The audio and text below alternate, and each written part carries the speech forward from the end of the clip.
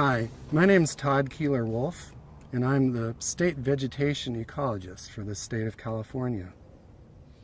So what first interested me in the plants of California had to do with my upbringing. Both my mother and my grandmother were horticulturalists. They loved gardening, they loved plants, and they also loved the outdoors, and I spent a lot of time hiking and camping.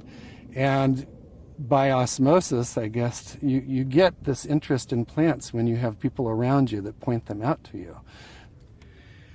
Well, what concerns me about non-native plants and their roles in the local fire ecology are several things. One of which, of course, is we have every right as landowners to plant whatever we want, whatever we think is beautiful to enhance our views or our backyards. But we also have to think about what those plants do for a living, if you will, and how they would respond ultimately to fire. We've decided collectively as a community that we like trees in our neighborhood, many of which are extremely volatile, readily burnable trees like Monterey pines and eucalyptus, for example. So we have essentially this powder keg forest sitting right next to all of these new buildings, new homes, narrow streets in the East Bay Hills.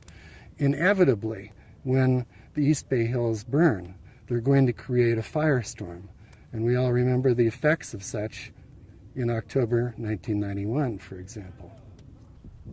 Well, I was personally affected by living in the burn zone by having my house completely burned to the ground in the 1991 firestorm.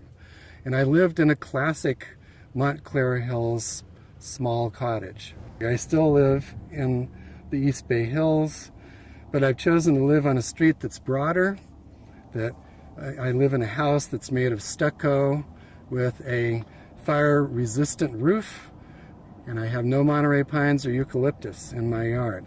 I have an evacuation plan. I have my own source of water in the back that would at least give me a leg up should all the water pressure drop, and so forth. So I've made this decision to live here, but adapt as best I can to the inevitability of fire.